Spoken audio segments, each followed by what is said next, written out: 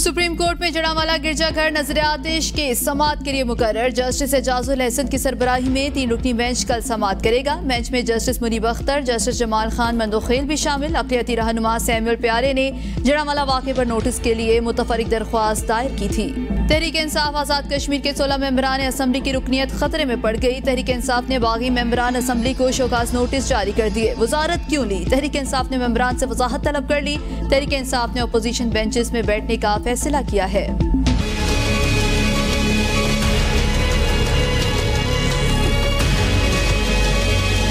अमरीकी करेंसी का जवाल शुरू, रुपया तगड़ा होने लगा। ओपन मार्केट और इंटरबैंक में डॉलर रेट में 1% से कम फर्क रह गया। ओपन मार्केट में डॉलर मजीद 5 रुपए, इंटरबैंक में 2 रुपए सस्ता। ओपन मार्केट में 307 रुपए पर आ गया। इंटरबैंक में डॉलर 304 रुपए 94 पैसे पर बंद। ओपन मार्केट में डॉलर की कीमत में 3 दिनों में 25 रुपए की कमी रिकॉर्ड। डॉलर रेट में कमी, ग्रे मार्केट पर क्रैकडाउन और ओपन मार्केट में जांच पड़ताल का नतीजा।